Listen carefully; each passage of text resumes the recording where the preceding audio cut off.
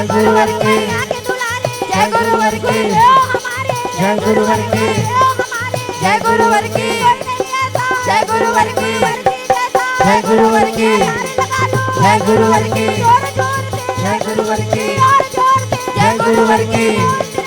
जय गुरुवर की, जय गुरुवर की, जय गुरुवर की, जय गुरुवर की।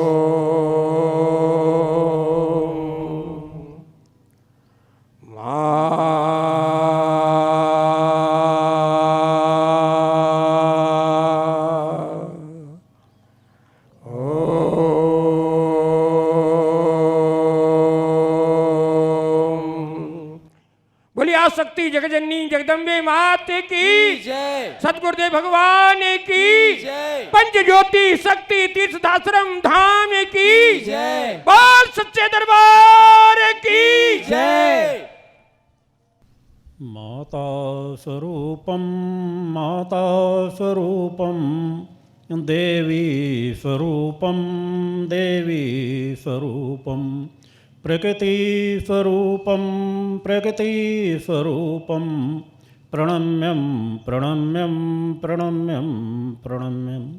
बोल माता आदि शक्ति जगजनी जगदम्बा माते की। इस पवित्र दिव्य धाम पर अपने समस्त चेतनांशों शिष्यों माँ के भक्तों एवं इस कार्यकर्ता बैठक में आए हुए अपने समस्त शिष्यों को कार्यकर्ताओं को अपने हृदय में धारण करता हुआ माता आदि शक्ति जगजनी जगदम्बा का पूर्ण आशीर्वाद प्राप्त करता हुआ अपना पूर्ण आशीर्वाद आप समस्त लोगों को समर्पित करता हूँ।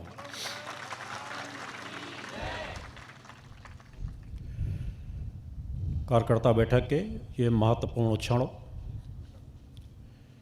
अत्यंत महत्वपूर्ण हो।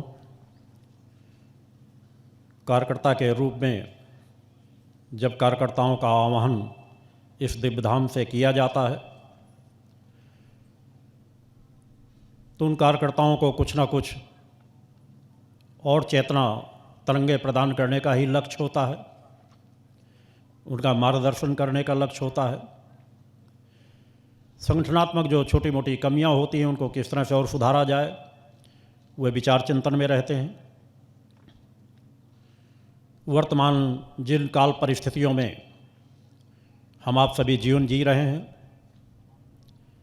हर तरफ झंझावात है, कलिकाल का भयावह वातावरण है।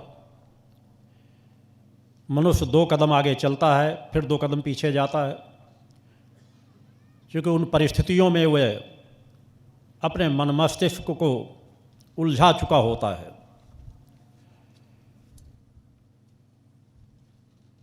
सत्संग और सत्कर्म 2 ऐसे क्रम हैं जो मनुष्य के मन को निर्मल और पवित्र बना देते हैं।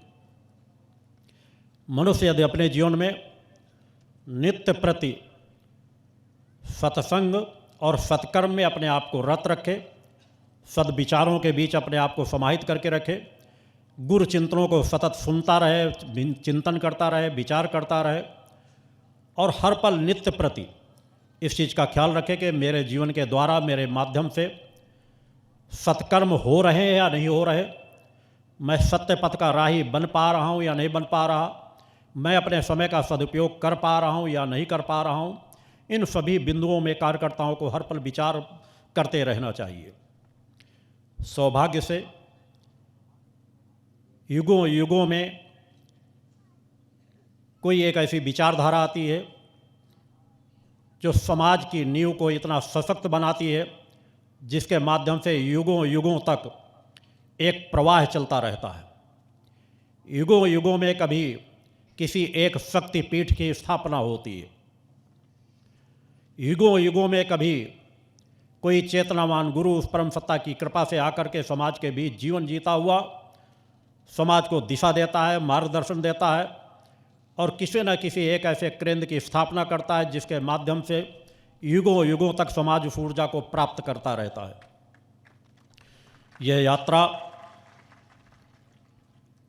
जिस यात्रा पे आप सतत चल रहे हैं, आप में से अधिकांश कार्यकर्ता, अनेकों कार्यकर्ता बैठक को सम्मिलित हो चुके हैं, अनेकों शिविरों में सम्मिलित हो चुके हैं, अनेकों बार मेरे विचारों को सुन चुके हैं। व्यस्ततम समय होने के बाद भी अधिकांश कार्यकर्ताओं को मेरे पास नज़दीक बैठने का, चिंतन प्राप्त करने का, उनकी समस्याओं का कुछ सुनने का, उनका मार्गदर्शन करने का अनेकों बार मौका मिला, जो दूसरे आने वाले भविष्य में शिष्यों के लिए दुर्लभ होगा। मगर क्या मेरे शिष्य कभी अपना स्वयं का आत्मांकलन करते हैं? क्या इस विचार में कभी अपने आप को स्थापित करने का प्रयास करते हैं कि उनका स्वयं का स्वस्वरूप क्या है, वे स्वयं में क्या हैं? कौन सा ऐसा सौभाग्य है उनके जीवन का जिन्हें सौभाग्य से इस परम धाम में जुड़ने का सौभाग्य प्राप्त हुआ है और एक कार्यकर्ता के रूप में खड़े होने का सौभाग्य प्राप्त हुआ है? यदि उस बिंदु पर कार्यकर्ता विचार करते रहते तो शायद मुझे इस तरह के कार्यकर्ता बैठकों की बार बार आवश्यकता भी न पड़ती, क्योंकि मेरा जीवन अत्यंत व्यस्तता के क्रमों से जुड़ा हुआ है। आगे के क्रमों में जो जो क्रम समय का चक्र आगे बढ़ रहा है, एकांत साधनाओं का, चिंतनों का प्रवाह एक अलग गति पे लेना पड़ता है। आश्रम के कण कण को चैतन्य करना जो मूल लक्ष्य जुड़ा हुआ है, समय के साथ आश्रम के एक एक केंद्र भी बनते रहेंगे, मगर उससे ज़्यादा महत्वपूर्ण है यहाँ की चेतना तरंगों को प्रभावक बनाना, यहाँ के कण कण को चैतन्य बनाना, समाज का भी मार्गदर्शन करना, समाज में जो पतन हो रहा है उसे किस प्रकार से रोका जाए, किस तरह अनीति, अन्याय, अधर्म के विरुद्ध एक अभियान छेड़ा जाए, और न्यू सबसे महत्वपूर्ण चीज जो है कि किस तरह समाज में उस संस्कारों की पूंजी से उनको ओत-प्रोत किया जाए, वो ऐसे संस्कारों में अपने आप को समाहित कर सकें जो उनके खून में, उनके रगों में समा जाए कि सत्य की विचारधारा क्या होती है, सत्य की ताकत क्या होती है। सत्य की उस ताकत को समझने की आवश्यकता है कि हमारे जीवन का असली आनंद असत्य में बढ़ते हुए भौतिकतावाद के अंबार खड़े कर लेने में नहीं है, भौतिकतावाद की सुख सुविधाएं कर लेने में नहीं है। भौतिकतावाद की सभी सुख सुविधाएं समय के साथ छीड़ हो जाती हैं, या समय के साथ आपके चाहते ना चाहते आपसे छिन जाएंगी, उनमें आपका कोई अधिकार नहीं है। कल तक आपके पास कितनी बड़ी सामर्थ्य है, कितनी बड़ा वैभव है, उसके लिए वैभव को खड़ा करने के लिए आपने कितने अनीति, अन्याय, अधर्म के रास्ते अपनाए, कितना समय अपना, कितना मन मस्तिष्क को आपने उस वैभव में केंद्रित करके रख दिया, और जिस क्षण आपका शरीर छूटेगा आपके एक क्षण में वो पूरा वैभव, आपकी शक्ति, सामर्थ्य, लगाया गया आपका परिश्रम सब वहीं का व्यर्थ रखा रह जाता है। और आध्यात्मिक यात्रा, आपके द्वारा किया गया एक एक सत्कर्म, आपके द्वारा की गई तपस्या, साधना, निष्ठा, विश्वास का आपका गुरु के प्रति जीवन, निष्ठा, विश्वास से उस परम सत्ता की गई आपकी साधना, आराधना, वो आपके जीवन के किसी पड़ाव में आपका साथ नहीं छोड़ती। शरीर के रहते भी और इस शरीर को त्यागने के बाद भी वह ऊर्जा तरंगे आपके साथ जुड़ी रहती है। उस पूंजी के प्रति जब तक साधक के अंदर ललक पैदा नहीं होता, कार्यकर्ताओं के प्रति ललक नहीं पैदा होता, यह सामान्य संगठन ही गठन किया गया। पहले ही मेरे द्वारा अनेकों बार इस बिंदु पर विचार दिए गए, इसमें अनेकों उतार चढ़ाव आप लोगों के बीच आते रहेंगे, मगर एक जो सशक्त विचारधारा है कि मैंने कहा अनेकों जन्मों के लिए मैंने एक क्रम निर्धारित कर रखा है, उस प्रक्रिया पर मेरा चयन बराबर चलता रहता है और संस्कारों को ऊर्जा बार बार उन लोगों को प्रदान करता रहूँगा जो थोड़ा आगे जाते हैं, पीछे जाते हैं, मगर उन्हीं में से कुछ लोग निकल करके उस ऊर्जा को प्राप्त करने के अधिकारी बनेंगे, जो इस जीवन में भी अपने जीवन को सार्थक करेंगे और नवीन जीवन प्राप्त करके भी आकर के इस अभियान को कई गुना ज़्यादा गति देने में सहायक सिद्ध होंगे। इस अभियान के साथ इन तीनों धाराओं के माध्यम से भी ऊर्जा को प्रवाहित किया जा रहा है और समाज के अनेकों क्रम जो मेरे अपने कर्तव्य हैं, अनेकों क्षेत्रों से जहाँ से अभी सत्य की ऊर्जा कार्य कर रही है, जहाँ से उस परम सत्ता के माध्यम खड़े हुए हैं, उन सभी माध्यमों को भी इस केंद्र के माध्यम से ऊर्जा प्रदान की जाती है। अभी शेष मेरे 100 यज्ञ शेष पड़े हैं। उन यज्ञों की ऊर्जा समाज में बहुत कुछ परिवर्तन लाएंगी। वर्तमान से कभी भी भविष्य का आंकलन नहीं करना चाहिए। हाँ, वर्तमान की ऊर्जा के प्रवाह, वर्तमान के दृढ़ संकल्प, वर्तमान में किस तरह के व्यक्ति किस तरह आज संघर्ष करते हुए समाज में कितना बड़ा परिवर्तन ला रहे हैं, यदि उसका आंकलन कर लिया जाएगा तो भविष्य स्वयं निर्धारित हो जाएगा। किस भक्ति मानव कल्याण संगठन का, पंचज्योत शक्ति सिद्धाश्रम का, भारतीय शक्ति चेतना पार्टी का भविष्य उज्जवल है। तीनों के साथ मेरी धाराएं जुड़ी हुई है, मेरी ऊर्जा जुड़ी हुई है, मेरा चिंतन जुड़ा हुआ है, मेरा संकल्प जुड़ा हुआ है। मनुष्य के मैंने 3 कर्तव्य भी बताए हैं, क्योंकि मेरा जो धर्म है, मैं अपने धर्म के कर्म को ही पूर्ण कर रहा हूँ। समाज की परिस्थितियाँ हैं, समाज की सोच अलग है कि आज अलग अलग विचारधाराओं में समाज ग्रसित होकर के कोई किसी तरह की विचारधारा अपना रहा है, कोई किसी प्रकार की विचारधारा अपना रहा है। वह शिष्य नहीं हो सकता जो गुरु की दी हुई विचारधारा संकल्पों पे अंश मात्र भी न्यूनता करता है। सभी अधिकांश शिष्य निष्ठा विश्वास से समर्पित हैं। उनके समर्पण को मैं हर पल महसूस करता हूँ। मगर आपका समर्पण यदि तीनों धाराओं के प्रति ना आ सका तो आपका पूर्ण समर्पण कभी भी नहीं हो सकता। आप कभी भी मेरी पूर्ण चेतना तरंगों का लाभ नहीं प्राप्त कर सकेंगे। मैं अपने मंचों से उस चीज़ को उद्घाटित करता हूँ, अनेकों बार कह चुका हूँ। निष्ठा विश्वास समर्पण की पराकाष्ठा होनी चाहिए।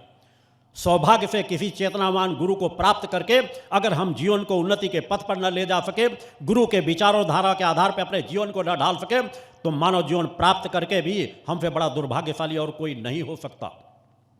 आपके गुरु के जीवन में एक पल का भी ठहराव नहीं है, एक पल का भी विराम नहीं है। नित्य प्रति की ऊर्जा की गति बढ़ती है। नित्य प्रति की माता आदि शक्ति जगत जननी जगदम्बा के प्रति समर्पण की गति बढ़ती है। मैं भी उसी कर्म को पूर्ण करता हूं। जीवन के अपने एक एक कर्म को, अपनी भक्ति को, अपने साधना को, अपने परोपकार के कर्मों को उसी भाव के भौम के धरातल में लेकर इसी धरती पर जीवन जीता हूं।